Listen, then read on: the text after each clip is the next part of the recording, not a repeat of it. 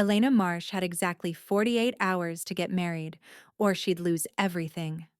"This is insane," she muttered, staring at the lawyer's letter for the 100th time. The words hadn't changed. To claim your inheritance, you must be legally married before your 30th birthday, as per your grandfather's will. Her 30th birthday was in 2 days. "Elena, you can't seriously be considering this." Mira set down her coffee cup with enough force to rattle the cafe table. "Your grandfather's will is archaic. You could contest it? And spend years in court while Marcus drains the estate dry?" Elena shook her head. "You know he's already positioning himself as the alternate heir. The moment I turn 30 unmarried, he'll swoop in and take everything grandfather built." "So, find someone to marry," Mira said. "Anyone. I'll marry you if it helps." Elena managed a weak smile. "You're already married, remember?" "Details?" Mira waved a hand dismissively. "But seriously, you have friends, colleagues. Someone must be willing to help." Elena had tried. She'd spent the last week asking everyone she knew.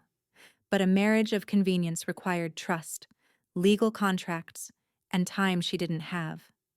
Her cousin Marcus had made sure of that, contesting the will at every turn, dragging out the legal proceedings until she was up against the deadline. "I should just let him have it," Elena said quietly. "The money, the company, all of it. Maybe grandfather was wrong to leave it to me." "Stop." Mira grabbed her hand. "Your grandfather left everything to you because he knew you'd actually use it to help people. Marcus would just line his own pockets and destroy the company's reputation within a year." Elena's phone buzzed. A text from an unknown number. "48 hours, cousin. TikTok. Marcus." "Of course." Elena's hands clenched into fists. "He's enjoying this." "He's a snake," Mira said, "and I still think you should consider my offer to introduce you to my divorced cousin." The cafe door burst open and 3 men stumbled in. No, 2 men dragging a third between them. The cafe went silent as the men hauled their burden toward the back corner, and Elena got her first clear look at the man they were carrying. Tall. Impossibly tall, with dark hair matted with blood, and clothes that looked like they'd been shredded by knives. His head hung forward, face hidden, but Elena could see the muscle definition in his arms. The breadth of his shoulders. And the blood. So much blood. "Someone call an ambulance," a woman whispered. But the 2 men doing the dragging just laughed. Elena recognized one of them. Victor Chen, a business rival of her grandfather's. A man Marcus had recently been seen with at the country club. "Oh no. Please." The injured man's voice was barely audible, thick with an accent Elena couldn't place. "I need help." Victor shoved him into a chair with enough force to make it skid backward. "You need to pay what you owe. That's what you need." "I told you." The injured man gasped. "I don't have—" Victor's fist connected with his jaw, snapping his head back. Blood sprayed across the floor, and several cafe patrons gasped. Elena was on her feet before she'd made a conscious decision to move. "Stop!" Her voice rang out across the cafe. "What are you doing?"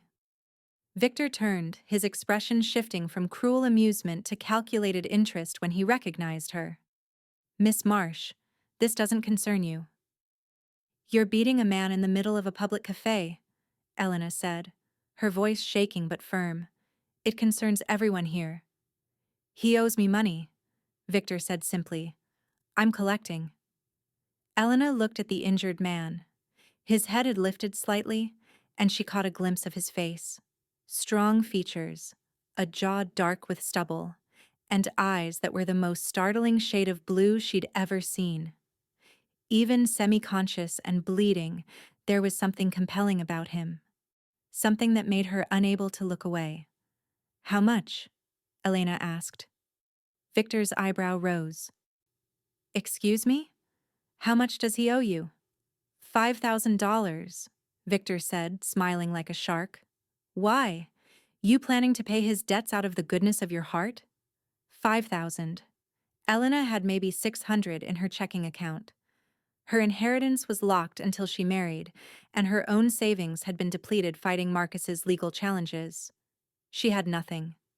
The injured man's blue eyes met hers, and she saw something flicker there. Confusion, hope, and a desperate kind of dignity even in his helpless state. "Leave him alone," Elena said. "Or I'm calling the police." Victor laughed. "Go ahead. By the time they arrive, our friend here will have learned his lesson about borrowing money he can't repay." He drew back his fist again, and Elena did something completely insane. She stepped between them. "Get out of the way," Victor growled. "No." For a moment, everyone froze. Then Victor's expression darkened. "You're making a mistake, Miss Marsh. I'd hate for your cousin Marcus to hear that you're interfering in my business, especially with your inheritance deadline so close." Of course. Marcus and Victor were working together. This wasn't random violence. This was a message. A demonstration of what happened to people who stood in their way. "Touch him again, and everyone in this cafe will be a witness," Elena said, pulling out her phone with trembling hands. "I'm recording. So unless you want assault charges to complicate whatever scheme you and Marcus are running, I suggest you leave." Victor stared at her for a long moment, then smiled coldly.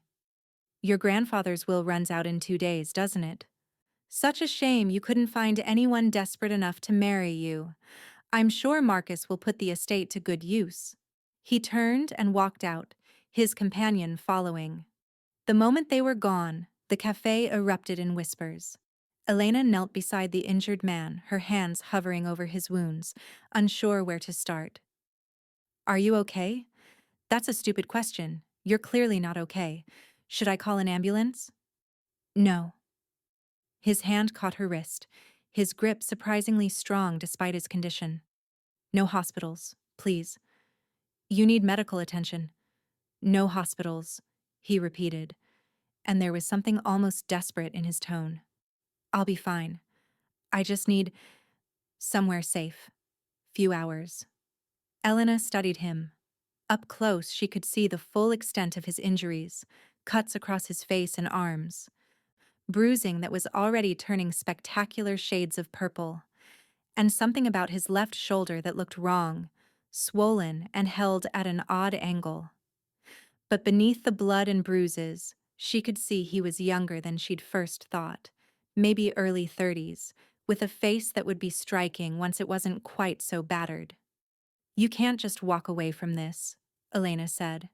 "Those men, Victor, he'll come after you again." "I know." The man tried to stand and swayed dangerously. Elena caught him, staggering under his weight. "Sit down before you fall down," she commanded. "Can't stay here." His blue eyes met hers with unexpected intensity. Not safe, for anyone. And that's when the insane idea hit her. Elena looked at this stranger. This wounded, desperate stranger with nowhere to go and no one to help him. A man who clearly needed protection. A man who was probably completely unaware that Elena Marsh existed before this moment. A man who might say yes to an impossible proposal, simply because he had no better options. "I have a crazy idea," Elena said slowly, "and you're probably going to think I've lost my mind." His blue eyes studied her warily. "I'm listening." Elena took a deep breath. "Marry me." The cafe went dead silent. The man blinked, then blinked again, as if he wasn't sure he'd heard correctly. "What?" "Marry me. Today. Right now." The words tumbled out faster. "I need a husband to claim my inheritance. You need protection from Victor and whoever else is after you. We can help each other." You're serious?" he asked in that accented voice, something musical in the way he shaped the words. "Completely serious." Elena was amazed at how steady her voice sounded when her heart was hammering against her ribs. "I inherit a substantial estate if I'm married before my 30th birthday, which is in 2 days." You get legal protection as my spouse, a place to stay, medical care, and once the inheritance is settled, we can divorce. 6 months, maybe a year. Everyone walks away better off than they are now. You don't know me, he said quietly. And you don't know me, Elena countered. But I know Victor Chen will kill you if you stay on the streets. And I know my cousin Marcus will destroy everything my grandfather built if I don't meet the terms of the will. So we're both desperate. Might as well be desperate together. The man stared at her for a long moment, and Elena held her breath, unable to believe she'd actually said those words out loud. Finally, he spoke. My name is Kale. Relief flooded through her. Elena. Elena. He tested her name, his accent turning it into something almost musical, drawing out the syllables. You're sure about this? About marrying a stranger? No, Elena admitted. I'm terrified, but I'm out of options, and I think you are too. Kyle's blue eyes searched her face, looking for something Elena couldn't name. Then, slowly, he nodded. Okay, he said. I'll marry you. Elena's breath caught. Really? Really? A ghost of a smile touched his battered face. Though, I should warn you, I'm probably the worst husband you could have chosen. And I'm probably insane for asking, Elena said. So we're even. Behind them, Mira was making frantic, "What are you doing?" gestures, her mouth hanging open in shock. But Elena ignored her. She helped Kale to his feet, letting him lean on her despite the fact that he was easily a foot taller and probably twice her weight in muscle. Can you walk? She asked. I can manage. Good. Because we have a courthouse to get to and about 47 hours to make this legal. As they stumbled toward the door together, a bleeding stranger and a desperate heiress, Elena caught Mira's eye and mouthed, I'll explain later. Mira just shook her head in disbelief, pulling out her phone. Probably to text their mutual friends about Elena's spectacular breakdown, but Elena couldn't bring herself to care. She'd just proposed marriage to a man whose last name she didn't even know, a man who was running from something dangerous enough that he'd rather bleed out than go to a hospital. She'd either just made the best or worst decision of her entire life. She just wasn't sure which yet. Getting married turned out to be surprisingly easy when you were desperate enough. Elena had somehow managed to get Kale into a taxi, ignoring the driver's horrified looks at the blood staining the seat, and directed him to the nearest urgent care clinic. Kale had protested weakly, but she'd been firm. You can't get married if you pass out from blood loss, she'd said. And no, I'm not taking you to a hospital. Whatever you're running from, I won't put you at risk. But you need basic first aid at minimum. The clinic had been blessedly empty on a Tuesday afternoon. A bored nurse had cleaned Kale's wounds, took x-rays to check for fractures, reset his dislocated shoulder with professional efficiency, and wrapped his ribs while pointedly not asking questions. You should really go to a hospital, she'd said, eyeing the extent of his injuries. Some of these cuts might need stitches. I'm fine, Kyle had insisted through gritted teeth as she'd manipulated his shoulder back into place. The nurse had shrugged as if to say, your funeral, and handed Elena a bottle of pain medication and antibiotic ointment. 2 hours and $300 later, money Elena really couldn't spare but somehow felt compelled to spend, they'd emerged with Kale cleaned up enough to not look like he'd just survived a murder attempt. The clinic had even given him a clean t-shirt to replace his blood-soaked, shredded one. Thank you, Kale had said quietly as they climbed back into a taxi, his voice rough with exhaustion or emotion or both. For this. For everything. Thank me after we're legally married, Elena had replied, trying to ignore the way her stomach fluttered when he looked at her. The courthouse wedding had been surreal. Elena had filled out forms in a daze, her hand shaking as she wrote her information. Beside her, Kale had moved slowly, carefully, clearly in pain despite the medication, but his handwriting had been surprisingly elegant despite his injuries. "Full name?" the clerk had asked him. "Cale Thorne," he'd said, and Elena had filed the information away. Cale Thorne, her soon-to-be husband, the stranger she was binding herself to legally for the sake of money and survival. "Do you have identification?" the clerk had asked, and Elena's heart had stopped. What if he didn't? What if he was using a fake name? What if Marcus's threat about proving fraud came true before they'd even signed the papers? But Cale had produced a driver's license, slightly battered but valid, and handed it over. The clerk had examined it, copied the information, and handed it back without comment. Elena had released a breath she didn't know she'd been holding. The ceremony itself had lasted maybe 5 minutes. A judge who looked like she'd performed 1,000 weddings and would perform 1,000 more had rattled through the vows with mechanical efficiency. "Do you, Elena Christine Marsh, take this man to be your lawfully wedded husband?" Elena had looked at Cale, this stranger with his bruised face and storm-blue eyes and secrets she couldn't begin to guess at, and said, "I do. Do you, Cale Thorne, take this woman to be your lawfully wedded wife?" Kyle had hesitated for just a fraction of a second, and Elena had felt panic rise in her throat. He's going to say no, he's going to back out, and I'll lose everything. Then his hand had tightened around hers, warm and solid and real. "I do. By the power vested in me by the state, I now pronounce you husband and wife. You may kiss." The kiss had been awkward, brief, Cale's lips barely brushing hers before he'd pulled back, clearly mindful of his split lip. But even that fleeting contact had sent an unexpected jolt through Elena's system. Warmth and electricity and something she couldn't quite name. And then it was done. She was married. To a man she'd met 3 hours ago.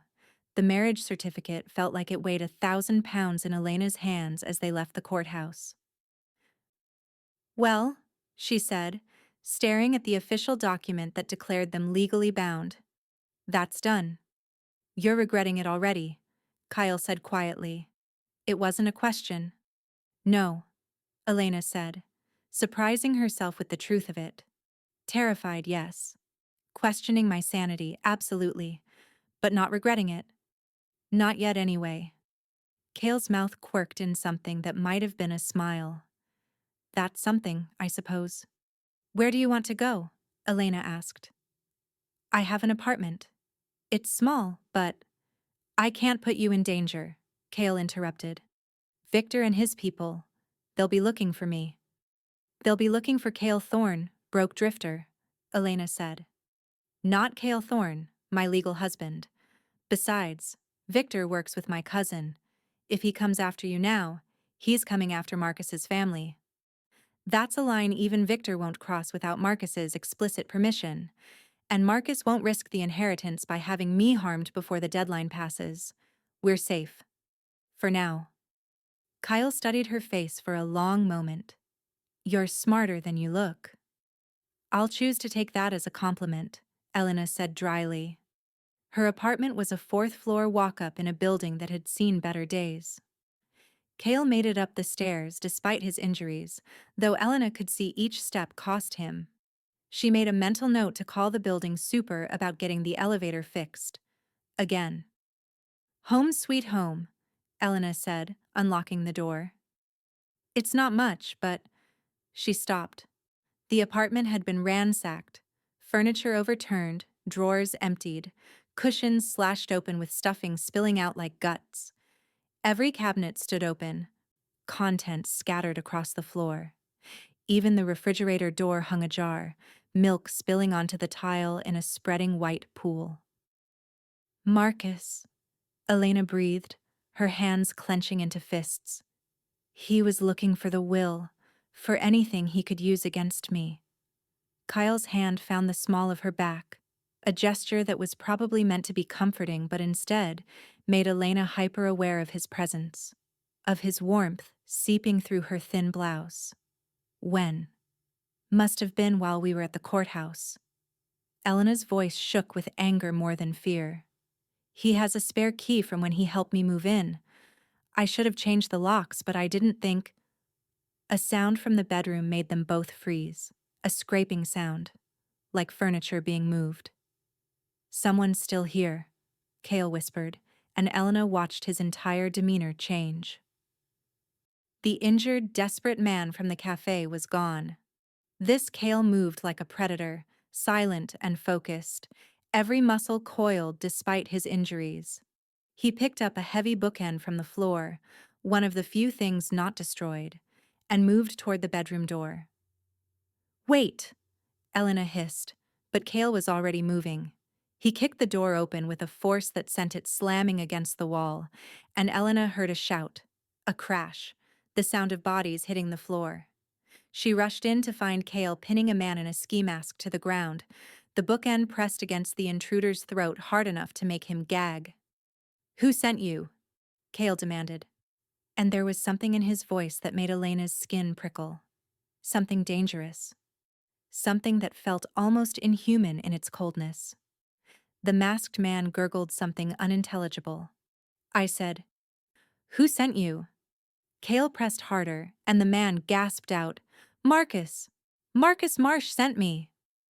Cale's eyes met Elena's over the intruder's body, and for just a second, just a fraction of a heartbeat, Elena could have sworn they flashed with a copper gleam. Impossible. Just a trick of the light from the street lamp outside. "Let him go," Elena said, finding her voice. "He'll tell Marcus we're here." "Let him go," Elena repeated, steel in her voice. "Let him tell Marcus. Let Marcus know I'm married now. That the deadline doesn't matter anymore. That all his scheming failed." Cale held the man for another moment, then released him with what looked like reluctance. The intruder scrambled to his feet and fled without another word, practically falling down the stairs in his haste to escape. When they were alone, Kyle turned to Elena. "That was foolish. Now they know where to find you." "Good," Elena said, surveying the destruction of her home with a strange calm. "Let them come.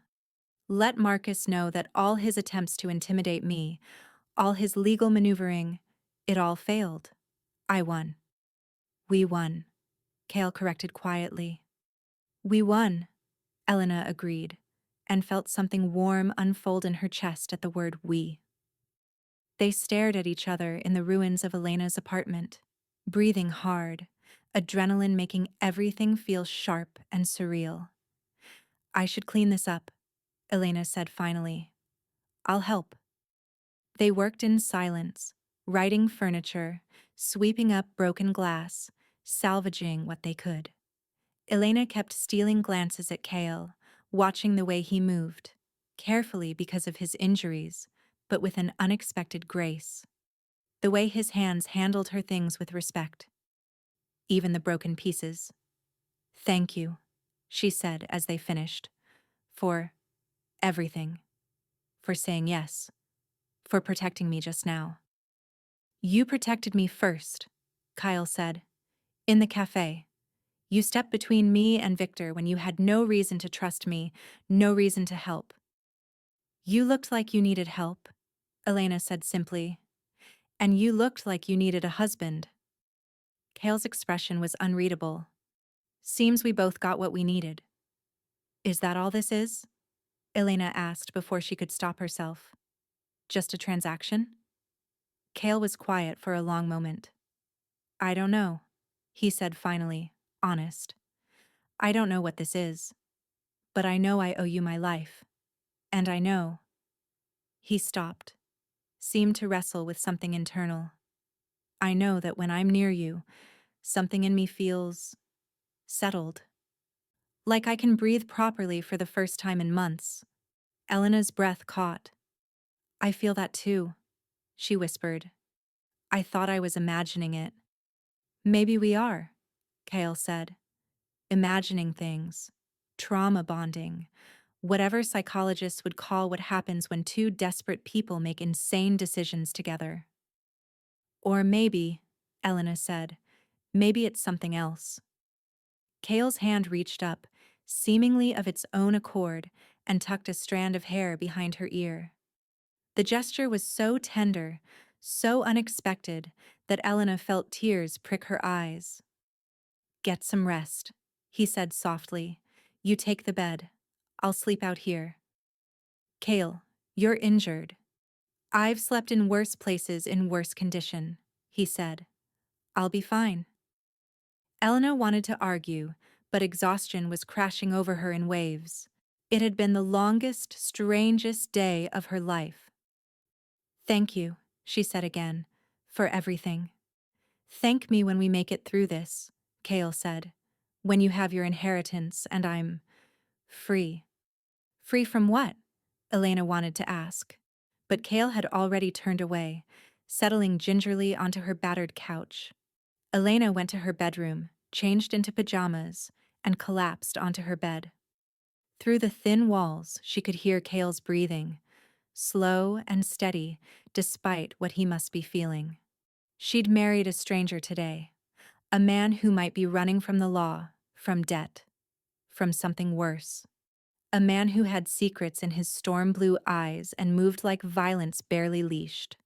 But when she closed her eyes, all she could think about was the warmth of his hand on her back, the tenderness in his touch as he'd moved her hair.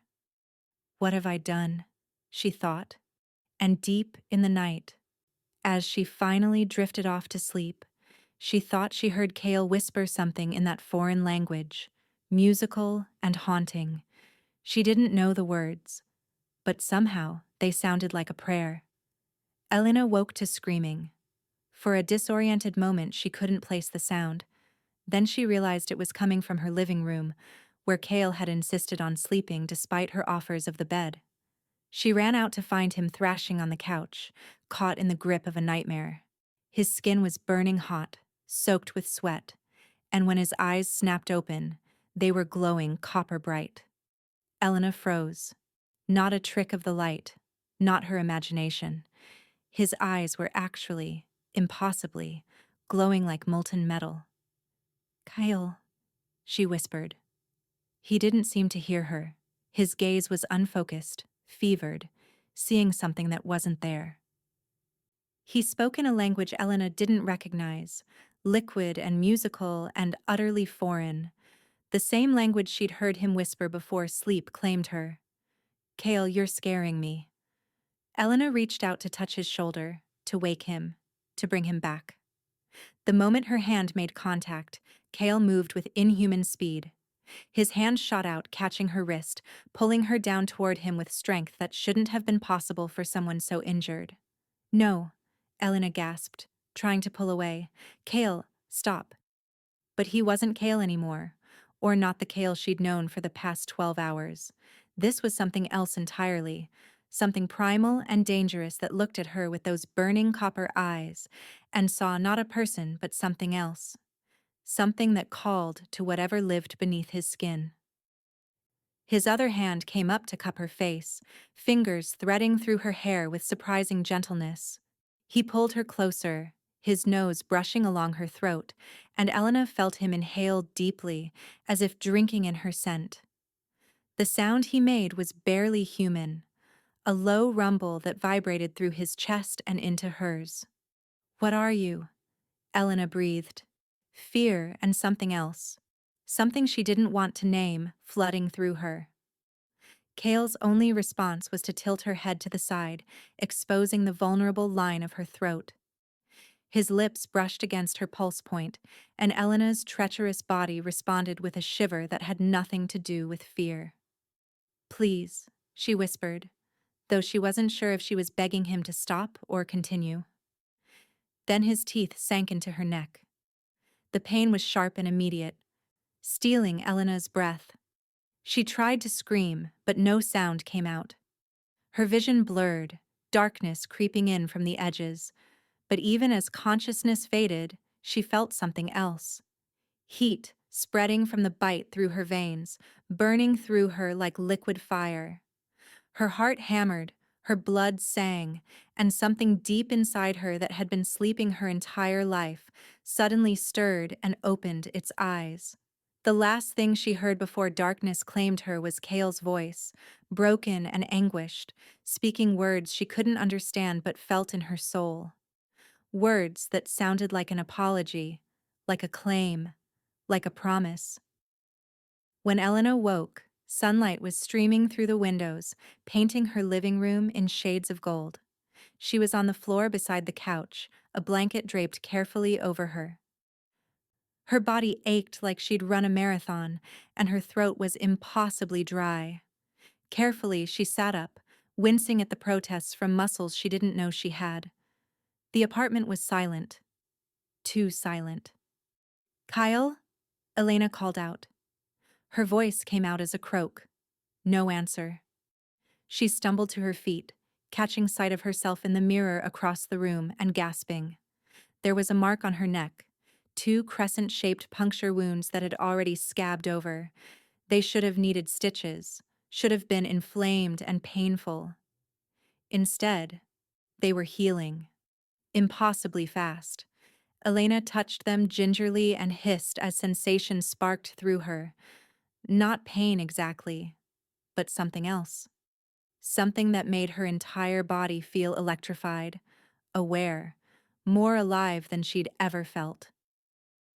"Cale!" she called again, louder this time. She searched the apartment, growing more frantic with each empty room. He was gone. All traces of him, the few possessions he'd had, everything, vanished as if he'd never been there at all. Only the marriage certificate, still sitting on her counter, proved it hadn't all been a fever dream. That, and the bite on her neck. Elena sank onto the couch where Cale had slept, her hand pressed to the mark. What had he done to her? What was he? Her phone buzzed on the coffee table. A text from the estate lawyer. "Congratulations on your marriage, Miss Marsh. Please come to the office at your earliest convenience to finalize the inheritance paperwork." The inheritance. She'd done it. She'd met the deadline, secured her grandfather's legacy, protected it from Marcus's grasping hands. But at what cost? Elena tried to stand and gasped as pain lanced through her body. Not the dull ache of overworked muscles, but something deeper. Something fundamentally wrong. It started in her bones, a grinding, breaking sensation as if her skeleton was trying to reshape itself from within. Then her muscles began to burn, tearing and reforming, and Elena collapsed to the floor with a strangled cry. This had happened before, she realized through the agony. Last night, after Cale bit her. She'd felt the same pain before passing out. What's happening to me? The pain crested and broke like a wave, leaving her gasping on the floor in a spreading pool of morning light. And in its wake came a clarity she'd never experienced before. She could hear her neighbor's conversation 3 floors down, every word crystal clear as if they were standing beside her. Could smell the coffee brewing in the apartment across the hall, could identify the brand by scent alone. Could sense the vibrations of footsteps in the stairwell as if they were happening right beside her. Could tell from the pattern that it was Mrs. Chen from 2B heading down to check her mail. Her senses had been enhanced. Impossibly, dramatically enhanced. Elena pulled herself to her feet, staring at her hands. They looked normal, felt normal. But she knew with absolute certainty that she was no longer entirely human. Cale had done something to her, changed her, marked her with those impossible copper eyes and inhuman strength, and then he'd run. Elena's phone rang, making her jump. Marcus's name flashed on the screen.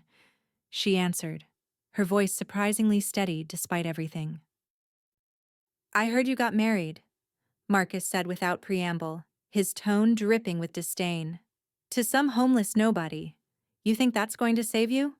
"It already has," Elena said, amazed at how calm she sounded. "The marriage is legal, Marcus. The inheritance is mine. You've lost. We'll see about that." There was something dark in his voice, something that made Elena's new senses prickle with warning. I've been doing some research on your new husband, cousin, Cale Thorne. Interesting name. No credit history before 6 months ago. Minimal background. Barely any records at all. It's almost like he doesn't exist. Like he appeared out of nowhere. Elena's stomach clenched. What's your point? My point is that a marriage based on fraud is invalid. And when I prove your husband is using a fabricated identity, the courts will annul the marriage and void the inheritance claim. My lawyers are already filing the paperwork. You can't. Can and will, Marcus interrupted. Enjoy your victory while it lasts, Elena. It won't be for long. Oh, and you might want to be careful. I heard Victor Chen is still looking for your new husband. Something about money owed. Would be a shame if Victor found him before you did. He hung up. Elena stood in her ransacked apartment, her body aching with mysterious pain, a bite mark on her neck from a husband who'd vanished without explanation, and her cousin threatening to destroy everything she'd fought for. She looked down at the marriage certificate, at Cale's elegant signature beside her own. The lawyer's office could wait. The inheritance paperwork could wait. First, she had to find her husband. And discover what, exactly, she was becoming. Elena pulled on clothes with trembling hands, grabbed her purse and the marriage certificate. She had a feeling she'd need proof, and headed for the door. She had no idea where to start looking for a man who'd appeared out of nowhere, but her enhanced senses were pulling her somewhere. West, toward the old industrial district. She didn't question the instinct, just followed it. The city looked different to her changed eyes. Sharper, more vivid. She could see details she'd never noticed before. The individual threads in strangers' clothing, the micro-expressions that flashed across faces too quickly for normal human perception. And she could smell him. Cale. His scent was faint but distinct, a trail only she could follow. Pine and snow and something wild. Elena followed that scent through streets and alleys, her new instincts guiding her steps, her body adapting to abilities she didn't understand. She was changing, and somewhere out there, the man responsible for that change was waiting. Whether he knew it or not. 3 weeks had passed since the night Cale disappeared. 3 weeks since Elena had woken on her living room floor, the bite on her neck already faded to nothing more than a faint scar that tingled when she touched it. 3 weeks of telling herself she'd imagined everything, the copper eyes, the impossible strength, the way her senses had sharpened to supernatural levels. "You're doing it again?" Mira said, waving a hand in front of Elena's face. Elena blinked, realizing she'd been staring out the cafe window for the past 5 minutes, her coffee growing cold in her hands. "Sorry, what were you saying?" "I was asking if you'd heard from your mysterious husband." Mira's eyes sparkled with barely suppressed curiosity. "The whole city's still buzzing about your impromptu wedding. Elena Marsh marries a homeless man to save her inheritance. Then he vanishes the same night. It's like something out of a romance novel. Or a thriller. I can't decide which." "If only you knew the half of it," Elena thought. "No," she said aloud. "Haven't heard from him." It wasn't entirely a lie. She hadn't heard from Cale, but she'd dreamed of him every single night since he left. Vivid, impossible dreams where he came to her in the darkness, his eyes copper bright, speaking words she couldn't quite remember upon waking, but that left her chest aching with longing. Dreams where his hands traced the scar on her neck with desperate reverence, where his voice rumbled through her like distant thunder. "You look terrible," Mira said bluntly. "When's the last time you actually slept?" Elena laughed, but it came out hollow. Define sleep.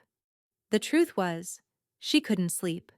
Every time she closed her eyes, pain would rip through her body with such intensity it drove her back to consciousness. It always started the same way.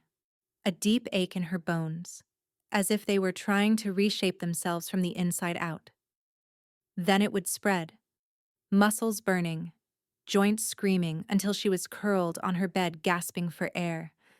And then it would just stop, vanish as if it had never existed, leaving her drenched in sweat and shaking. During those 3 weeks, Elena had claimed her inheritance.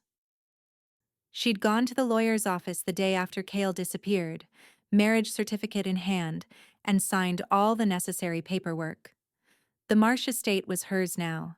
The company, the investments, the properties. Everything her grandfather had built. Marcus had contested it, of course. His lawyers had filed motion after motion, challenging the marriage, demanding investigations. But Cale's identity checked out. His records were sparse, yes, but legal. The marriage was valid. She'd won. So why did she feel like she'd lost everything that mattered? Elena, seriously, maybe you should see a doctor, Mira said, real concern in her voice now. I'm fine, Elena lied.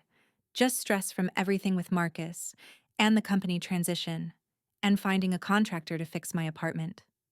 She'd had the locks changed the day after the break-in. Had security cameras installed, had the super add a deadbolt to her door. The apartment was as secure as she could make it now, but it still felt empty without Cale. Mira didn't look convinced, but she let it drop. Well, when you finally track down that husband of yours, I want to meet him. Anyone crazy enough to marry you after knowing you for 3 hours deserves my approval. If I find him, Elena said quietly. When? Mira corrected firmly. When you find him. Because you will. I know that look in your eye, Elle. You're not giving up. Elena managed a weak smile. Am I that transparent? Only to people who've known you since college. Mira squeezed her hand. But seriously, if you need anything... Her words cut off as every window in the cafe suddenly rattled in their frames. Conversation died as patrons looked around nervously. Earthquake? Someone whispered. But Elena felt it. A pull in her chest, sharp and undeniable, like a rope tied around her heart being yanked hard. Her hand flew to the scar on her neck, which had begun to burn for the first time in 3 weeks. He's here. The thought came unbidden, certain and terrifying. She didn't know how she knew, but she did. Cale was somewhere close. After 3 weeks of silence, of absence, of dreams that felt more real than waking, he was here. Elena stood abruptly, her chair scraping against the floor. I have to go. Elena, what? I'll explain later, I promise. I'll tell you everything. Elena was already moving toward the door, that burning pull in her chest growing stronger. But right now, I have to... She didn't finish. Just pushed through the cafe door and out onto the street, her phone already buzzing with a text from Mira. You better actually explain this time, and be careful. Elena typed back quickly. I will. Thank you for being patient with me. Then she slipped the phone into her pocket and followed the pull. It led her west, toward the old industrial district. Her feet carried her through streets she barely registered, past startled pedestrians who had to dodge out of her way, around corners she'd never walked before. The burning in her chest grew stronger with each step, the ache becoming almost unbearable. Find him. Need to find him. She didn't understand this desperate compulsion, this bone-deep certainty that she would die if she didn't reach him. But she couldn't fight it anymore. Then she could fight breathing. Elena rounded a corner and stopped dead. The entire street was filled with them. Wolves. Dozens of them, massive and silver gray, standing as still as statues in the middle of downtown. Their eyes, all burnished copper, all fixed on something she couldn't see, gleamed in the afternoon light. This isn't real. This can't be real. But Elena had stopped believing in can't the night Cale's eyes had turned the same impossible color. The wolves parted as she walked forward, creating a path straight through their ranks. None of them moved to stop her.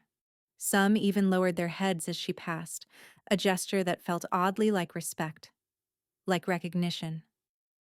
At the center of the pack stood a man, not Kale. This man was older, with silver threading through his dark hair and scars crisscrossing his bare arms.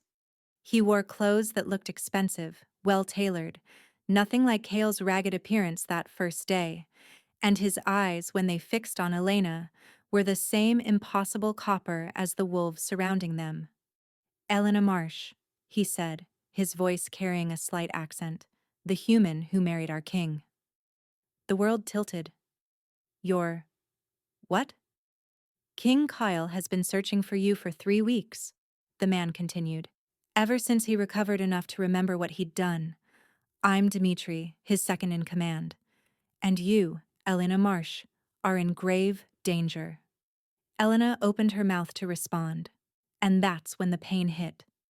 It exploded through her body without warning. So intense, it drove her to her knees. Elena's scream tore through the afternoon quiet as her bones began to crack and reform. Not like the previous episodes, which had stopped after a few agonizing minutes. This time, the transformation was trying to complete itself. Through her agony, she heard Dmitri barking orders in a language she didn't understand, felt strong hands lifting her, saw the wolves scatter and reform around her like a protective wall. "Hold on," Dimitri's voice rumbled above her. "We're taking you to him. To Kale. He'll know what to do." Kale.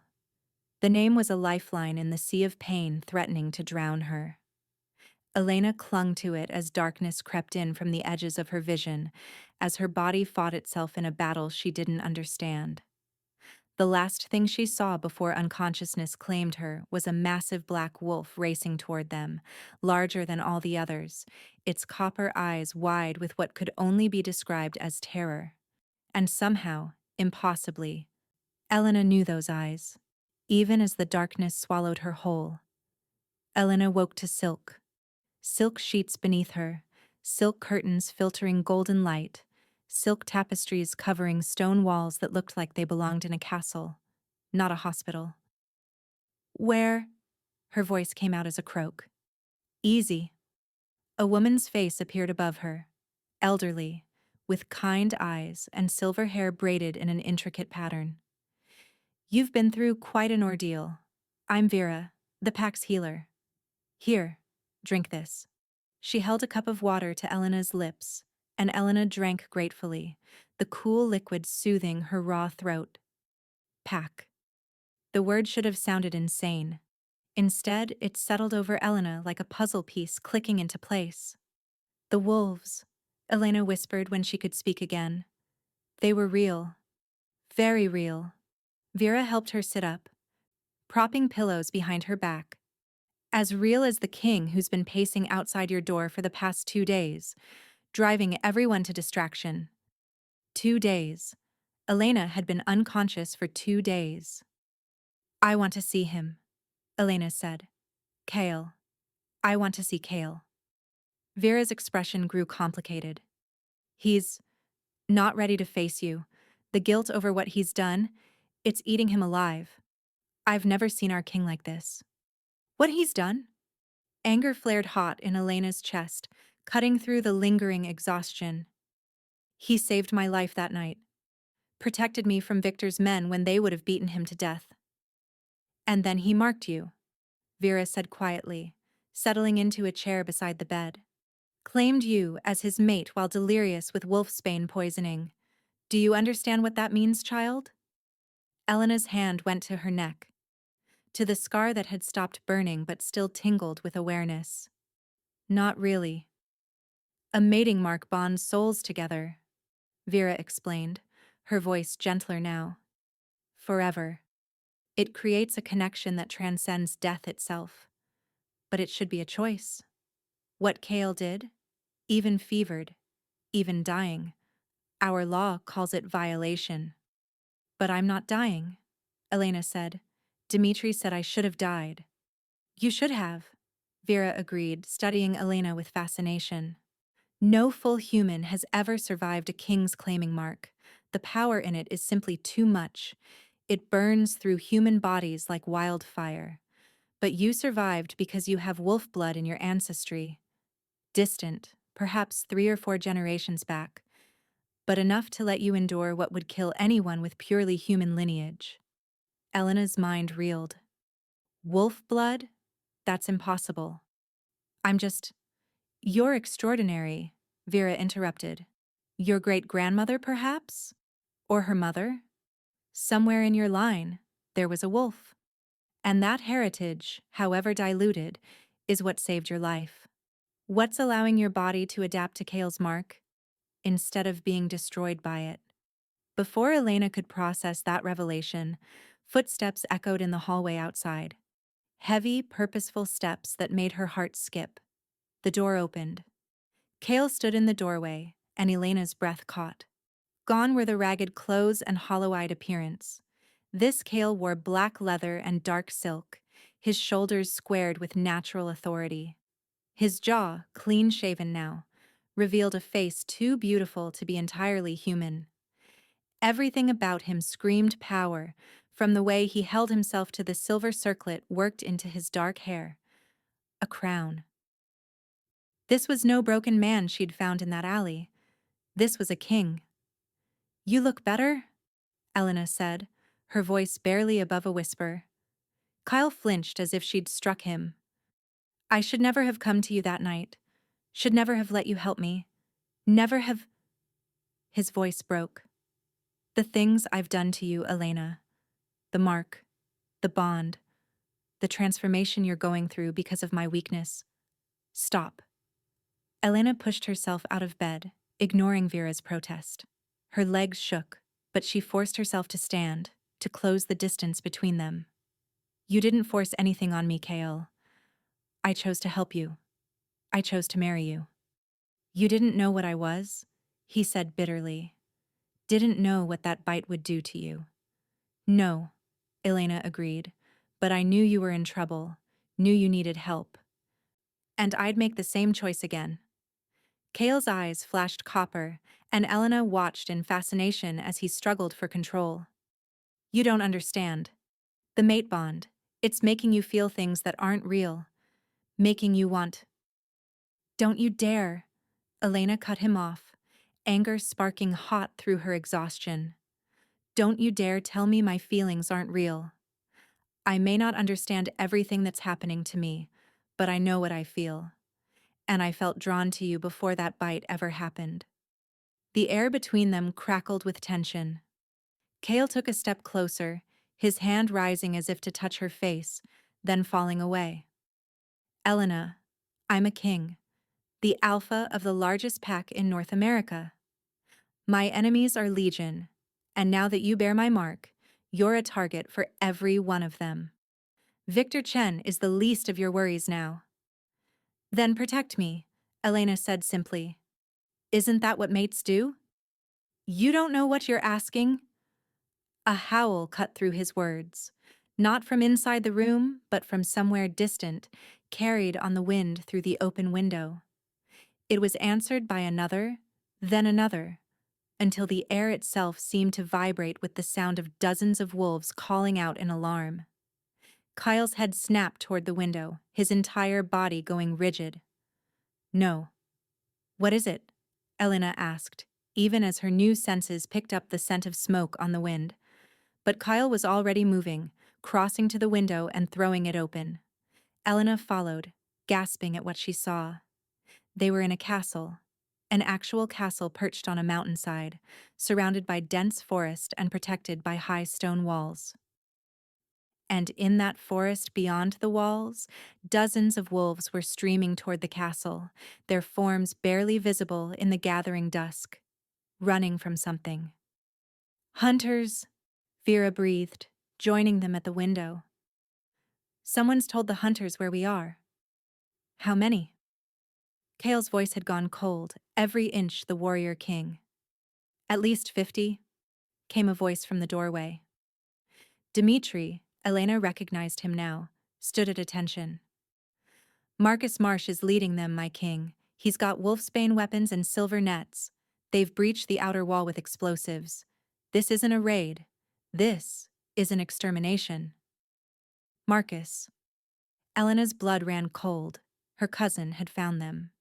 He's here for me, she said, the realization hitting like a physical blow. This is about the inheritance. He knows if he kills me, the marriage doesn't matter. And if he can't prove it's fraud, he'll just eliminate me entirely. He's not going to touch you, Cale said. And there was something absolutely feral in his voice. Something that made Elena's wolf blood sing in recognition. He turned to Dmitri. Evacuate the non-combatants to the lower levels. Full lockdown protocol. Have warriors stationed at every entrance. And you, my king. Cale's eyes met Elena's, copper bleeding through the blue until they glowed like burnished metal.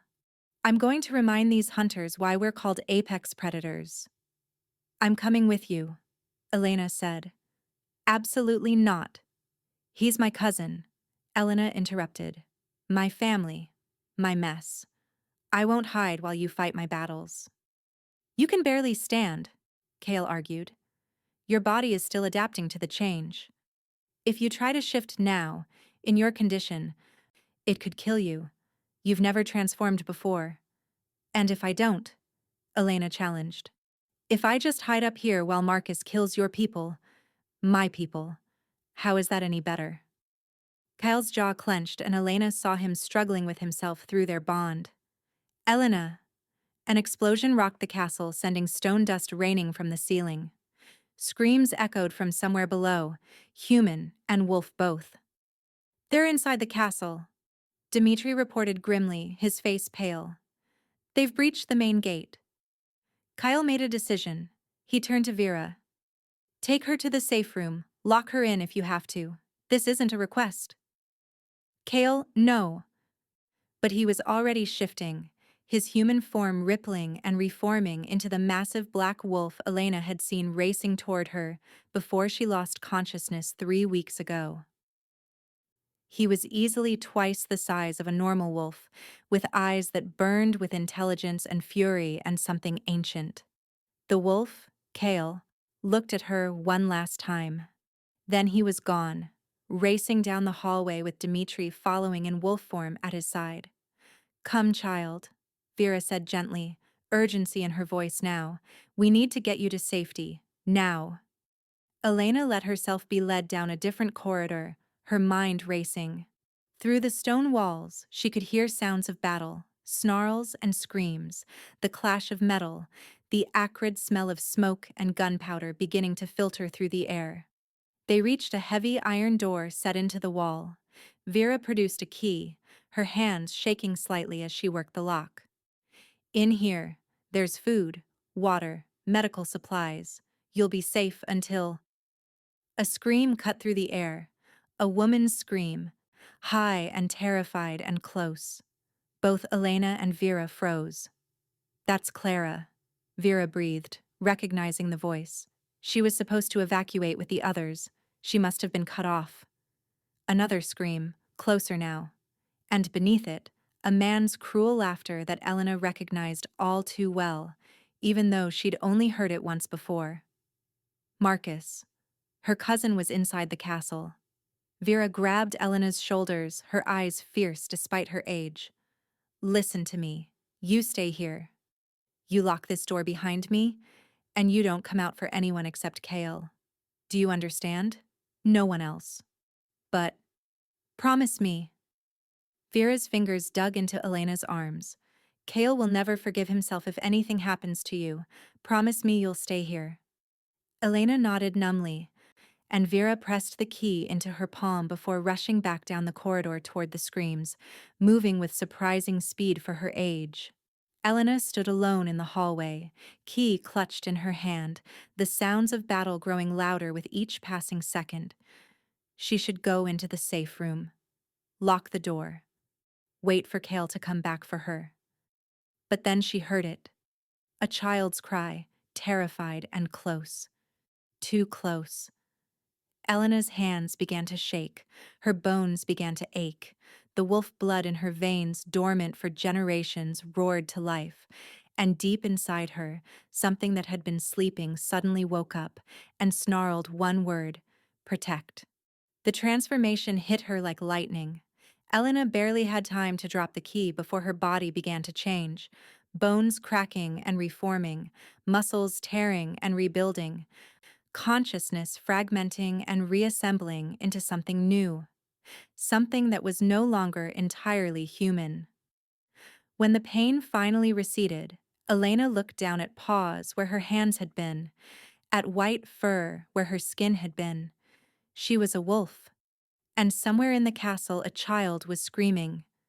The wolf that was Elena ran. The world was different through wolf eyes. Sharper. More vivid.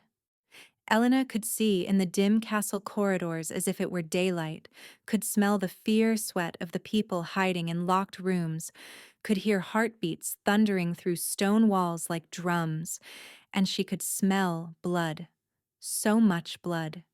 She followed the child's cries through winding passages, her new body moving with an instinct she didn't understand but trusted completely.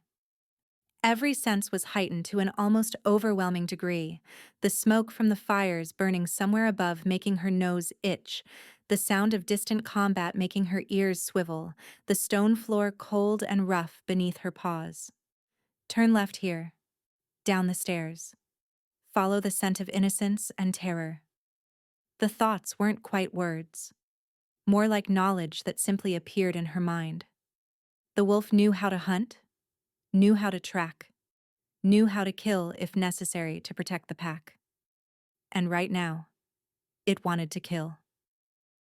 Elena rounded a corner and skidded to a halt, claws scraping against stone. A little girl, maybe 7 years old, was pressed against the wall, tears streaming down her face. Standing over her was a man in tactical gear, a silver blade gleaming in his hand. "Please," the girl whimpered. "Please. I don't want to hurt anyone." "You're a monster," the hunter snarled, "just like the rest of them, and monsters need to be put down." Rage exploded through Elena's wolf form. She didn't think, didn't plan, just launched herself at the hunter with a snarl that shook the corridor walls. The man barely had time to turn before Elena's jaws closed around his weapon arm. She bit down hard, tasting blood and metal, feeling bones snap beneath the pressure of her jaws. The silver blade clattered to the floor as the hunter screamed, the sound echoing off stone. Elena released him and put herself between the man and the child, every hair on her body standing on end, lips pulled back to reveal teeth designed to tear through flesh and bone. "Mine," something primal in her snarled. "My pack. My family. Mine to protect." The hunter clutched his mangled arm, his face pale with shock and pain. You're her, the human who married the king." His eyes widened with realization. "Marcus said you'd be easy to kill, that you were just some weak—" Elena snapped her jaws inches from his face, cutting off his words. The hunter scrambled backward, then turned and fled down the corridor, leaving a trail of blood in his wake. Let him run. Let him tell Marcus exactly what happened. Let Marcus know his weak cousin had become something he should fear. Elena turned to the little girl who was staring at her with huge, frightened eyes. Slowly, carefully, Elena lowered herself to the ground, making herself as non-threatening as possible despite her size. The girl's fear began to fade, replaced by wonder. "You're pretty," she whispered, reaching out tentatively to touch Elena's white fur. Are you the queen? The one everyone's been talking about?" Queen. The word settled over Elena like a mantle she hadn't asked for but somehow fit perfectly. She wasn't just Kale's mate. In the eyes of the pack, she was their queen. A responsibility she had no idea how to fulfill. But she'd start with protecting this child.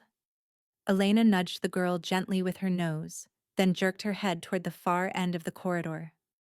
The child understood immediately, scrambling to her feet and running in that direction, toward where Elena could hear other heartbeats, other children being protected by adult wolves in a secure room.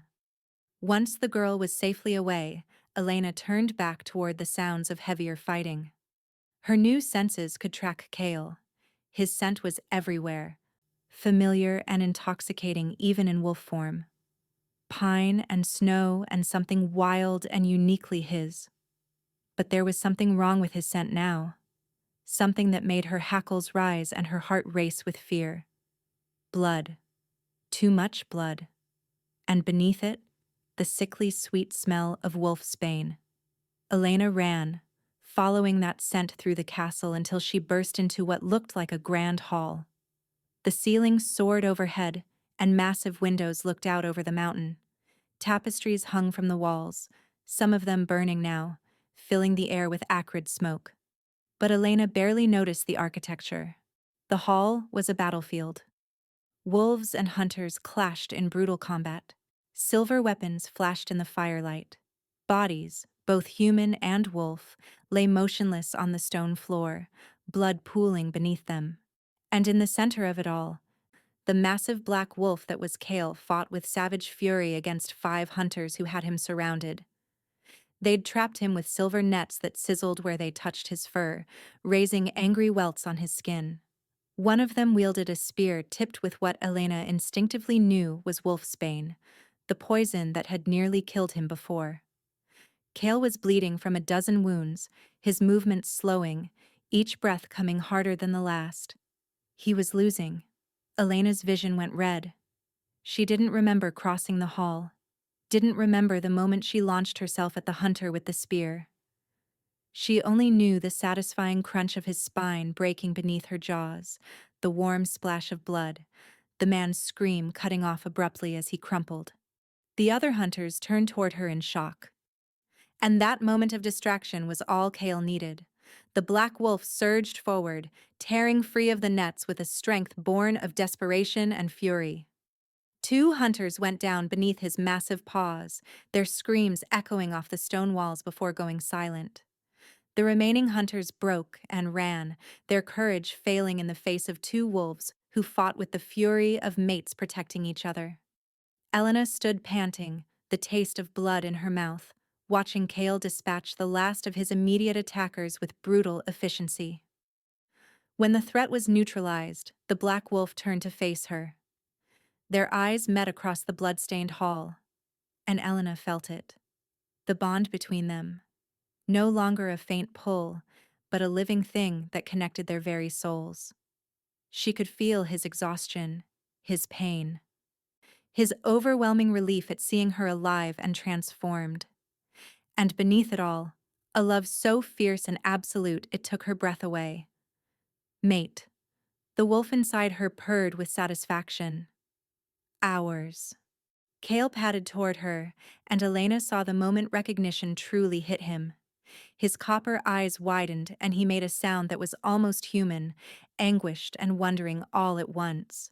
He shifted back to human form without warning, standing before her bloodied and magnificent and utterly vulnerable. Elena, he breathed, you transformed. You actually transformed. Elena tried to shift back, to tell him she was fine, that she'd saved a child, that she understood now what he was, and what they could be together. But her body wouldn't respond. The wolf form that had come so easily in the heat of battle now refused to release her. She reached for her human self, but it was like grasping at smoke, there and gone, impossible to hold. Panic began to set in. She tried again, desperately, but nothing happened. Elena? Kyle's voice sharpened with concern. He knelt before her, his hands gentle as they cupped her wolf face. Elena, shift back. Come back to me. She couldn't. God help her, she couldn't shift back. The wolf had taken over completely, and Elena didn't know how to reclaim her human form. Terror must have shown in her eyes because Kyle's expression softened. Listen to me. You have to calm down. Your first shift is always the hardest to reverse, especially when you're frightened. But I'm here. I've got you.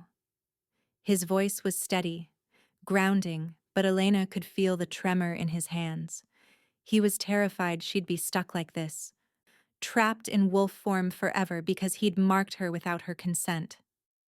Breathe, he murmured, his forehead pressing against hers. Just breathe, and remember who you are. Remember Elena, the woman who married a stranger to save her inheritance, who defied her family, who survived a claiming mark that should have killed her. That's who you are. The wolf is part of you, but it's not all of you.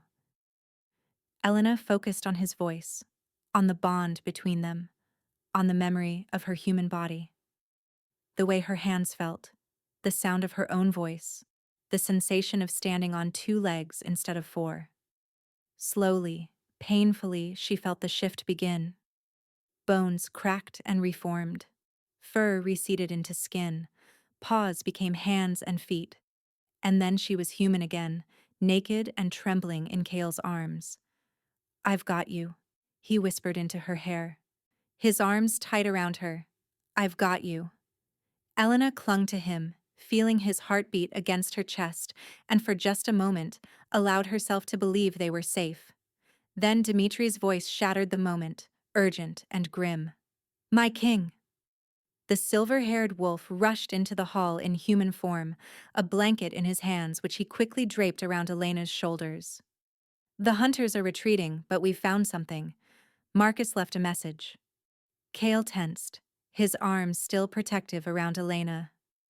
What message? Dimitri's jaw clenched, fury and helplessness warring in his expression. He has Vera. Says he'll trade her life for Elena's. We have until dawn to decide. He's set up at the old quarry 15 miles west.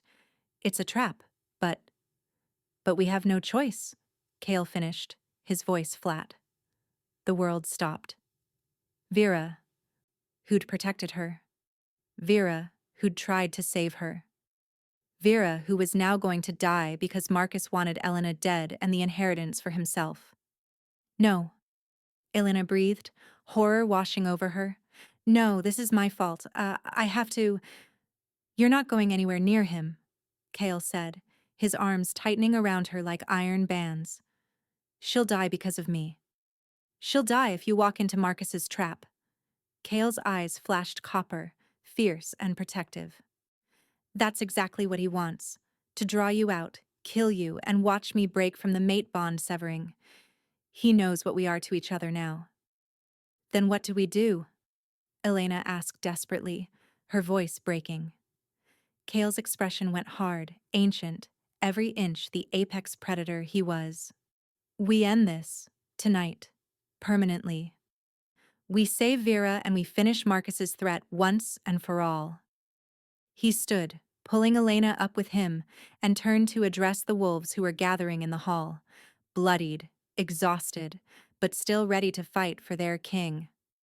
Gather every wolf who can still stand, Kale commanded, his voice carrying the weight of absolute authority.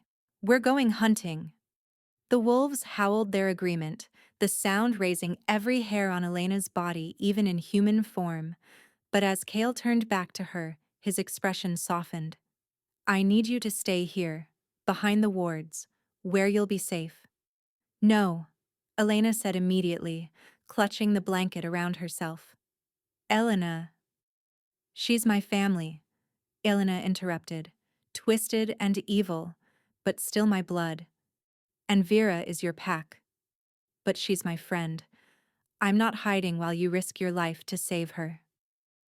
I'm coming with you. Kale's jaw clenched. You just had your first transformation. You couldn't control the shift back without help.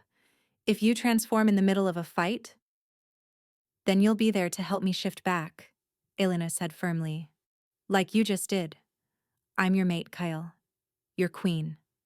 That means something, doesn't it? That means I don't get to hide when my people are in danger. Something flickered in Kale's eyes. Pride, love, and resignation all mixed together. You're going to be the death of me, or the making of you, Elena countered.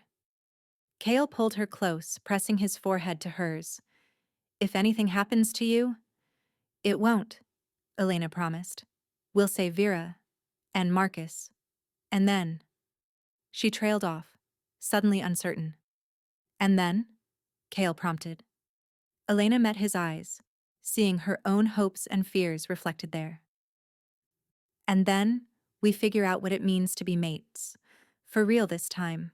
With no secrets between us. Cale's hand came up to cup her cheek, his thumb tracing the line of her jaw with devastating tenderness. I can live with that. He kissed her then, fierce and desperate and full of promises they might not live long enough to keep. When they finally broke apart, the wolves were waiting, ready to follow their king and queen into battle. And somewhere in the darkness, Marcus was counting down the hours until dawn, certain of his victory. He had no idea what was coming for him. They found Marcus at the old quarry, 15 miles from the castle. The abandoned industrial site sprawled across the mountainside like a scar. Rusted machinery, crumbling concrete, and a pit so deep the bottom disappeared into darkness. The perfect location for an ambush, isolated and treacherous. And in the center of it all, tied to a steel beam with silver chains that burned her skin, was Vera. It's a trap, Dmitri growled through the mind link that connected the pack, his wolf form massive beside Elena's smaller white one. Every instinct I have is screaming at me to turn back. Of course it's a trap, Cale's voice rumbled through their joined minds. Marcus isn't stupid, but we're not leaving her. Elena could see Vera even from their position in the tree line surrounding the quarry, could smell her fear and pain, hear her labored breathing. The silver chains were burning her skin wherever they made contact, raising angry welts. Vera had been here for hours, suffering, because of her, because Marcus wanted to draw Elena out. How many hunters can you sense? Cale asked through the link. At least 30, another wolf reported. Positioned on the high ground, in the machinery, behind the concrete barriers. They've got us surrounded before we even enter the kill zone. And Marcus? There. Elena spotted him, her wolf vision picking out the figure standing on a platform overlooking the quarry. Even at this distance, she could see his smug expression, the way he checked his watch as if bored, waiting for her to arrive, certain she would come, certain he would win. New plan, Kyle said through the link. Dmitri, take half the pack and circle around to the north access road. Create a distraction. Draw their fire. The rest of us will use the chaos to reach Vera and get her out. And what about Marcus? Elena asked, her wolf voice strange in her own mind, more growl than words, but understood perfectly by the pack through their bond. Cale's black wolf turned to look at her, copper eyes blazing. He's mine. No. Elena stepped forward. He's mine. This started because of me, because of my inheritance. It ends with me. Elena. I'm not asking permission. She interrupted through the link. I'm telling you how this is going to go. You save Vera. I'll handle Marcus. The pack stirred uneasily. Dimitri's wolf made a sound that might have been a laugh. My queen, you've been a wolf for less than a day. Marcus has been hunting our kind for years. He knows our weaknesses. Then he'll underestimate me, Elena said. He still thinks of me as the weak cousin who needed a marriage of convenience to claim her inheritance. He doesn't know what I've become, what you've all made me. Cale was silent for a long moment, and Elena could feel the war raging inside him through their bond. Every instinct screamed at him to protect her, to keep her safe, to never let her near danger. But he was also a king. And he understood that sometimes the only way to truly protect someone was to let them fight their own battles, to trust them to be strong enough. You stay in the mind link, he finally said. The second you're in trouble, you call for help. No heroics. No heroics, Elena agreed. Liar, the bond whispered. They both knew it. Kyle's plan unfolded with military precision. Dimitri's group attacked from the north, their howls splitting the night as they engaged the hunters positioned there. Gunfire erupted, silver bullets hissing through the air, followed by screams, both human and wolf. In the chaos, Kale led the remaining wolves down into the quarry itself, using the rusted machinery as cover, moving like shadows through the industrial wasteland. Elena went alone, circling wide to approach Marcus's platform from behind. Her new wolf body moved through the darkness like a ghost, silent and deadly. She could hear Marcus shouting orders to his hunters through a radio, directing them to focus fire on Dimitri's group. He had no idea she was coming for him. Elena reached the base of the platform and shifted. The transformation was easier this time, though still agonizing. Her body was learning, adapting. Bones cracked and reformed. Fur receded into skin. Fangs became human teeth. When it was done, she stood naked and shaking in the shadows beneath the platform. She needed clothes, needed a weapon. A dead hunter lay nearby, killed in the initial assault by one of Dimitri's wolves. Elena swallowed her revulsion and stripped his jacket, pulling it on. It hung to her knees, filthy and blood-stained but better than nothing. She took his knife too. Not silver, thankfully, just cold steel. And his radio. Then she climbed. The platform's ladder was slick with rust and old grease, but Elena's new strength made the ascent easy. She could hear Marcus above her, still shouting into his radio, coordinating his hunters, confident in his victory. "Don't care if they're faster, we have superior numbers and firepower. Just keep them pinned until—" Elena hauled herself onto the platform and stood. "Hello, Marcus." Her cousin spun around, his eyes widening in shock. "Elena, how did you—" His gaze raked over her appearance. The oversized jacket, bare legs, wild hair, eyes that flickered with copper in the moonlight. "What the hell happened to you?" "I got married," Elena said calmly, though her heart was racing. "Remember? You were so upset about it. Sent your man to ransack my apartment, tried to prove the marriage was fraud." Marcus's hand moved to the gun at his hip. "You're one of them now. I can smell it on you. The wolf taint. My own cousin, turned into a monster." "Taint?" Elena laughed, the sound harsh and bitter. "Is that what you call it?" "Because I call it power. Strength. Freedom from people like you who tried to control me my whole life." "Your grandfather would be disgusted," Marcus spat, his face twisted with hatred. "He left you everything because he thought you'd honor the family legacy.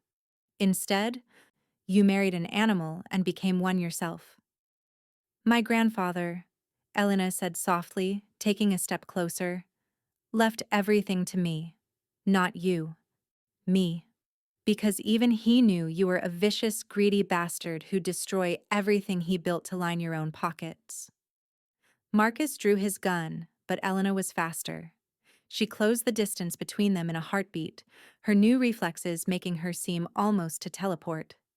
The knife in her hand found Marcus's wrist before he could fire, the blade biting deep into tendon and muscle. The gun clattered to the platform as Marcus screamed, clutching his bleeding wrist. "You want to know the really funny part?" Elena twisted the knife slightly, watching her cousin's face contort with pain. "I didn't even want the inheritance. The money, the company, all of it. I would have shared it. Would have given you a position, let you have some control, but you couldn't wait. Couldn't trust that I might be generous. You had to try to kill me." "You're insane," Marcus gasped, his face pale. "You've let those animals turn you into a monster." "No," Elena interrupted, yanking the knife free. "You did that. You and Victor and every other man who thought I was weak. Who thought I needed protecting. Who thought I'd just roll over and let you take what was mine." She stepped back, and Marcus clutched his bleeding wrist, staring at her with fear and hatred in equal measure. Around them, the sounds of battle were dying down. More screams now than gunfire. The wolves were winning. "Call them off," Elena said, her voice steady despite the adrenaline flooding her system. "You're hunters. Call them off now, and I'll let you live. You'll face justice for kidnapping and attempted murder, but you'll live. Marcus's laugh was ugly, desperate. Let me live? You think you're in charge here? His good hand fumbled at his belt, and Elena's heart stopped as she saw what he was reaching for. A backup weapon. A small pistol, silver bullets gleaming in the chamber. Goodbye, cousin, Marcus snarled, raising the gun. Elena didn't think, just moved. The shift came mid-leap, her body transforming even as she launched herself at Marcus. She'd never tried to shift while moving before, had no idea if it was even possible. But the wolf inside her knew what to do. By the time she reached Marcus, she was no longer human. The white wolf's jaws closed around his gun hand, crushing bones and metal together. Marcus screamed and jerked backward. Too far backward. The platform had been damaged in the earlier fighting, railings torn away, metal stressed and weakened. Marcus's sudden movement sent him stumbling toward the edge, arms pinwheeling as he tried to regain balance. He fell. Elena watched in horror as her cousin plummeted from the platform, his scream cutting through the night before ending abruptly as he hit the quarry floor 20 feet below. She shifted back to human, rushing to the edge to look down. Marcus lay crumpled on the concrete, his neck twisted at an unnatural angle. Not moving, not breathing. No, Elena thought. I didn't want this. I wanted justice. Not. She felt Kale through the bond before she saw him, racing across the quarry in wolf form with inhuman speed. He leapt onto the platform and shifted in midair, landing beside her in human form and pulling her into his arms. What happened? He demanded. He fell, Elena said numbly. I bit his hand. He stumbled backward, and he fell. Kale, I didn't mean to. I know, Kale said, holding her tighter. I know, love. I felt it through the bond. This isn't your fault. Below them, Dmitri was checking Marcus's body, his expression grim. He looked up and shook his head once. Marcus was dead. Elena should have felt relief. Her enemy was gone, the threat to her life eliminated. The inheritance was secure. She'd saved Vera, and the pack was safe. But all she felt was hollow. I wanted him to face justice, she whispered, to answer for what he'd done, not this. I know, Kyle said again, his hand stroking her hair. But Elena, listen to me. Marcus made his choices.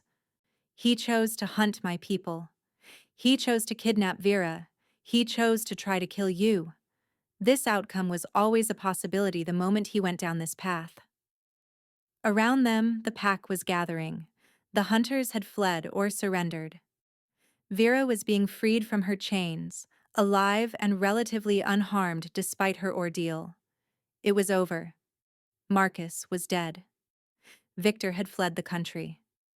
Elena's inheritance was secure, her position as Kale's mate, and the pack's queen was established. She'd won. So why did victory taste like ashes? Come on, Kale said gently, wrapping his own jacket around her shoulders over the dead hunter's coat. Let's go home. Home, Elena repeated, the word feeling strange in her mouth. But as Kale helped her down from the platform as the pack gathered around them in silent support, as Dmitri reported that the hunters who'd survived were being detained for questioning, Elena realized something.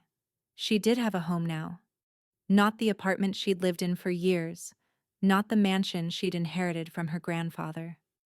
Home was here, with this impossible man who'd marked her soul, with this pack who'd accepted her as their queen despite her human origins. Home was wherever the wolves ran, and Elena was a wolf now. Forever. The castle was transformed when they returned just before dawn. What had been a battlefield hours before had been cleaned and restored with supernatural efficiency. The injured were being tended to by healers, children reunited with parents, warriors celebrating their victory with howls that echoed off the mountain peaks. The air smelled of healing herbs and wood smoke and triumph. Vera found Elena the moment she entered the great hall, pulling her into a fierce embrace that made Elena's ribs ache. "Foolish girl," the old healer muttered, her voice thick with emotion. "Charging into danger like that. You could have died." "But I didn't," Elena said, hugging her back just as tightly. "And neither did you. That's what matters." Vera pulled back, studying Elena's face with knowing eyes. "You've changed. I can see it in you. The transformation has fully settled. You're one of us now. Truly." "Is that permanent?" Elena asked, though she already knew the answer. "As permanent as anything in this world," Vera confirmed. "You can shift back and forth at will now, but you'll never be fully human again. Your lifespan will match Kale's, centuries instead of decades. Your strength, your senses, everything enhanced beyond mortal limitations. Centuries with Kale." The thought should have been overwhelming, but instead, Elena felt only relief washing over her. She wouldn't have to watch him age while she grew old and died. They would have time, real time, to build a life together, to learn each other, to become the mates the bond said they already were. "There's one more thing," Vera said carefully, her expression growing serious. "The mate bond, it's not complete yet." Elena frowned, her hand going instinctively to the scar on her neck. "What do you mean? I can feel him constantly. His emotions, his presence. It's like he's always with me."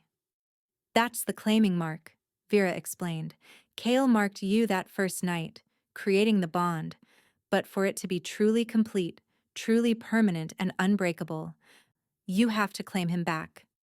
Heat flooded Elena's cheeks. "How?" Vera's smile was knowing, ancient.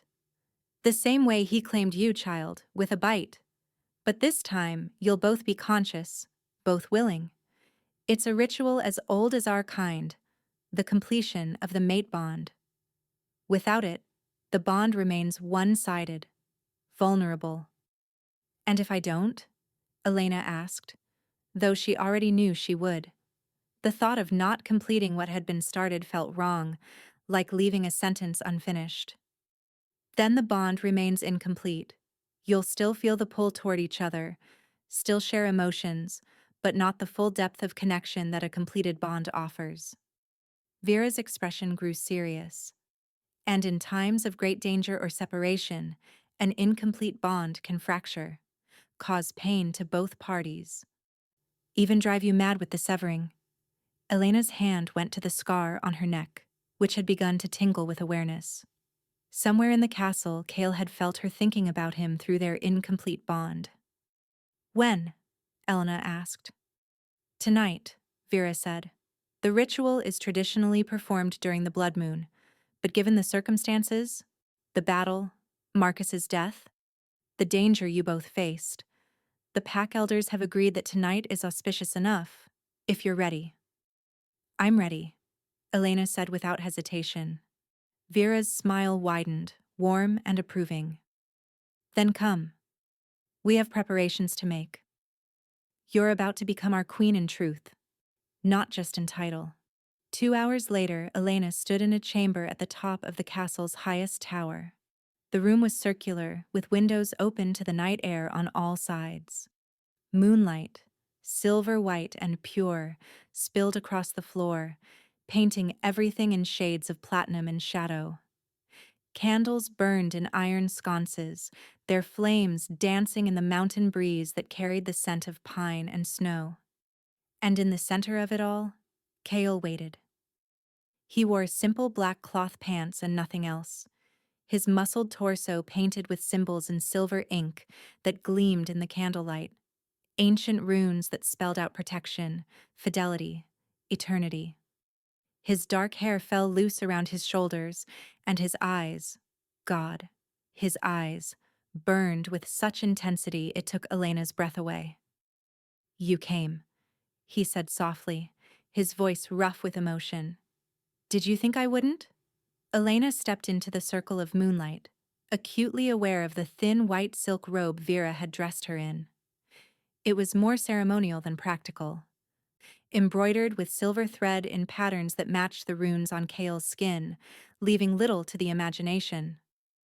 "I hoped," Kale admitted, his eyes tracking her every movement like a predator watching prey. "But I wasn't certain. This is permanent, Elena. Once the bond is complete, we're tied together for the rest of our lives. Centuries, possibly. If you have any doubts." "I don't," Elena interrupted, closing the distance between them. She placed her hand over his heart, feeling it thunder beneath her palm. "I've never been more certain of anything." Kale's hand covered hers, holding it against his chest where she could feel his heartbeat racing. "I need you to understand what you're agreeing to. Being my mate means being queen of this pack. It means danger, responsibility, a life that will never be simple or safe. It means being a target for every enemy I have, every pack that wants to challenge my authority." "I don't want simple," Elena said, meeting his eyes steadily. "I want you, all of you, the king, the wolf, the man who protected me when he barely knew me. The one who came back for me even when he thought it would destroy him. The one who let me fight my own battles tonight even though it terrified you." "Elena." Kale's voice broke with emotion. "I love you," she said fiercely, the words spilling out before she could stop them. "And I choose you. I choose this life, this pack, this impossible bond between us. I choose all of it. Every danger, every challenge, every century we'll have together." Kale pulled her against him, one hand tangling in her hair as he claimed her mouth in a kiss that was pure fire. Elena melted into him, feeling the bond between them pulse with light and heat and desperate need. When they finally broke apart, both breathing hard, Kale rested his forehead against hers. "Then let's finish this. Properly. Make you my queen in truth." He stepped back and knelt before her, a king kneeling to his queen. The gesture made Elena's throat tight with emotion. "The ritual is simple," Kyle said, his voice rough with desire and reverence. "I'll shift partially, enough to call on my wolf's power. Then you'll mark me, here." He touched the spot where his neck met his shoulder, mirroring the mark he'd given her. "Your wolf will know what to do. Trust your instincts." "And then?" Elena asked, though she thought she knew. "And then we'll be bound. Completely. Forever. Two halves of one soul." Elena nodded, her heart racing. "I'm ready." Kale's eyes flashed copper, and she watched in fascination as his body began to shift. Not into full wolf form, but something in between.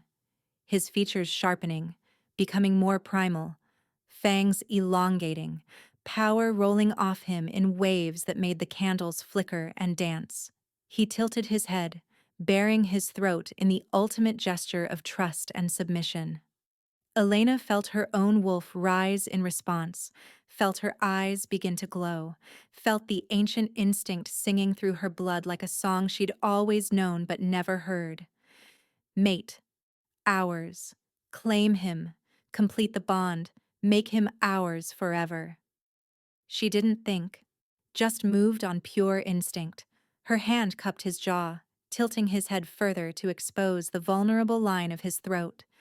She could see his pulse beating beneath the skin, could smell the uniquely Kale scent of him, pine and snow and something wild and wonderful. "Mine," she whispered, her fangs extending.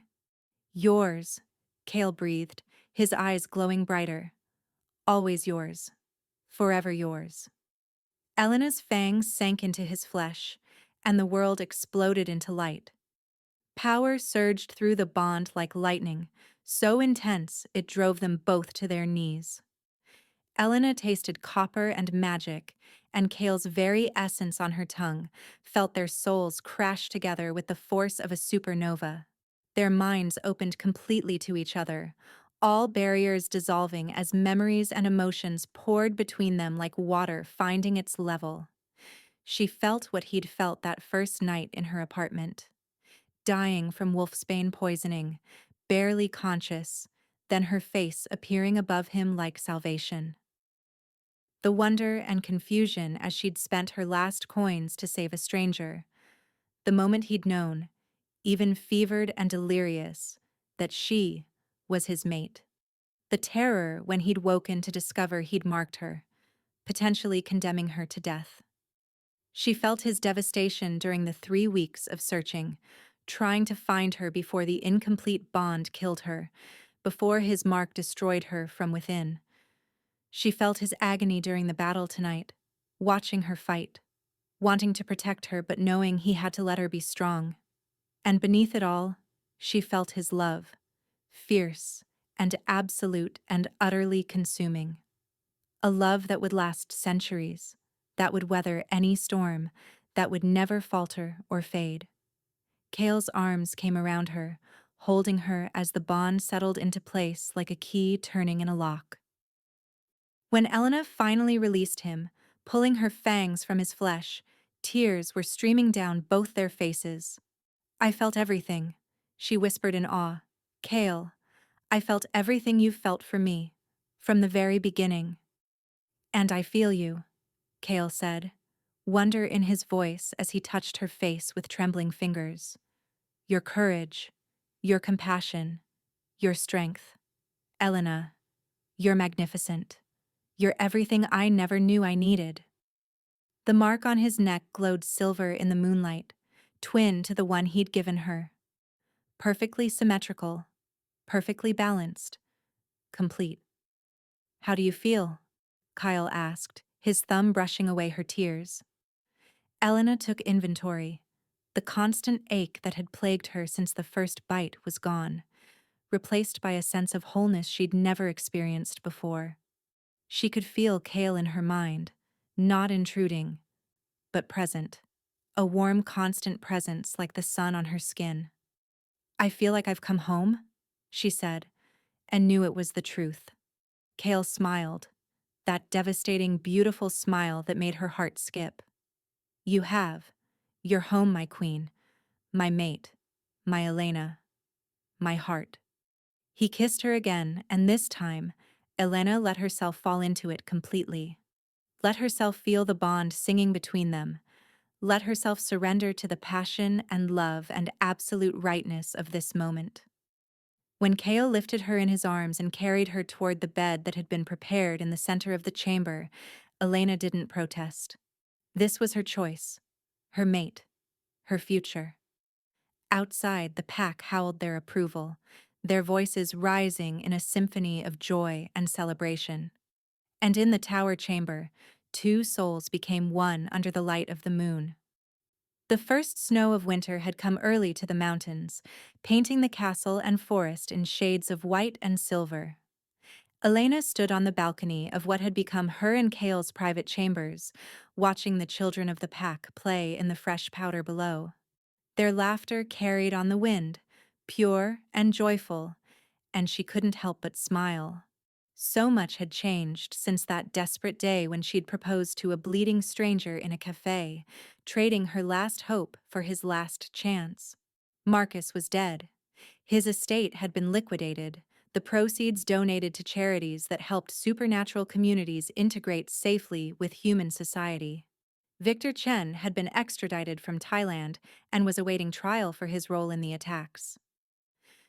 And the Marsh inheritance, every penny of it, had been transformed into a foundation that Elena now ran, using her grandfather's wealth to actually help people instead of simply accumulating more money. The money didn't matter anymore. She had something far more valuable. "There you are." Kale's arms came around her waist from behind, pulling her back against the warmth of his chest. "I was wondering where my queen had disappeared to." Elena leaned into his embrace, one hand moving to cover his where it rested on her stomach, on the small but growing swell that hadn't been there 6 months ago. "Just watching," she said softly, "thinking about how different everything is now, how much has changed." Better or worse? Kale asked, his lips brushing her temple in a gesture that still made her shiver. Better, Elena said without hesitation. Infinitely better. I have a family now.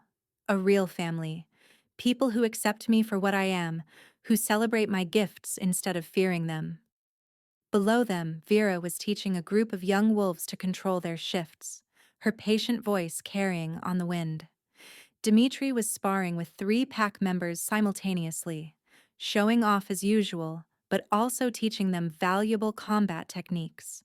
And everywhere, wolves moved through the snow in both human and animal forms, free and wild and beautiful. This was her family now, her pack, her home. I have something for you, Kale said, pulling back slightly. He held out a small wooden box, hand-carved with intricate wolf designs that seemed to move in the firelight from their chambers. Elena opened it and gasped. Inside was a crown, not ornate or jewel-encrusted like something from a fairy tale, but simple and beautiful and perfect. Silver worked into the shape of a wolf mid-leap, its eyes set with small diamonds that caught the winter light and threw rainbows across the snow. It was my mother's, Kale said quietly, passed down through the royal line for generations, given to each queen on the winter solstice. I want you to have it. Kale, I can't. It's a family heirloom. Your family, Kale interrupted gently. You're my mate, my queen, the mother of my child.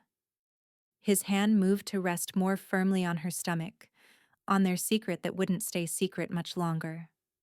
You're the one who'll pass it down to our daughter someday, when she becomes queen in her own right. Daughter. The ultrasound Vera had performed last week had confirmed it. A girl, healthy and strong, with what Vera swore was already a powerful presence. Elena covered his hand with hers, feeling the new life moving inside her. Another impossibility. Another miracle in a life that had become full of them. Are you sure you're ready for this? She asked. The same fear she'd been carrying for weeks finally finding voice. For everything that comes with a child? The responsibility? The danger? With you by my side? Kyle turned her to face him, his eyes warm with love and certainty. I'm ready for anything. We're ready for anything. Together. He lifted the crown and placed it gently on her head. The silver was cool against her skin, but it felt right, like the final piece of a puzzle clicking into place. My queen? Kale said softly, his voice full of reverence and love. My mate. My heart. The mother of my child. My king, Elena whispered back, standing on her toes to kiss him. My mate. My home. The father of our daughter. They kissed as the pack erupted in cheers below, having noticed the crown, understanding what it meant. The official recognition of their queen, the celebration of new life to come, the continuation of the royal line. Mira was there too. She'd been invited to the castle weeks ago, had been told the truth about everything, and had surprised Elena by accepting it all with remarkable equanimity. I always knew you were destined for something extraordinary, she'd said. I just thought it would be running a Fortune 500 company, not becoming queen of the werewolves. Now Mira stood among the pack, grinning up at the balcony, giving Elena an enthusiastic thumbs up that made her laugh. Elena smiled against Kale's lips, thinking about the journey that had brought her here. From a desperate woman facing an impossible deadline to a queen standing in a castle, from human to wolf, from alone to surrounded by family and love. All because she'd made one insane, impossible decision: to marry a stranger, to trust her instincts when everything seemed wrong, to believe in something more than what her eyes could see, to open her heart to the impossible. And she'd never regretted it for a single moment. Come on, Kale said, taking her hand. The pack is waiting. They're eager to celebrate their queen and the heir she carries. Elena let him lead her down from the balcony, through corridors that had become familiar, toward the great hall where the pack had gathered for the winter solstice celebration. She wore a crown now, carried new life within her, ruled a pack alongside the man who held her heart. But she was still Elena, still the woman who'd stepped between a stranger and violence in a cafe, still the one who'd defied her family to claim what was hers, still the one who'd chosen love over fear, again and again. And as she entered the great hall to the cheers of her pack, Kale's hand warm in hers and their daughter safe beneath her heart, Elena knew with absolute certainty that this was only the beginning.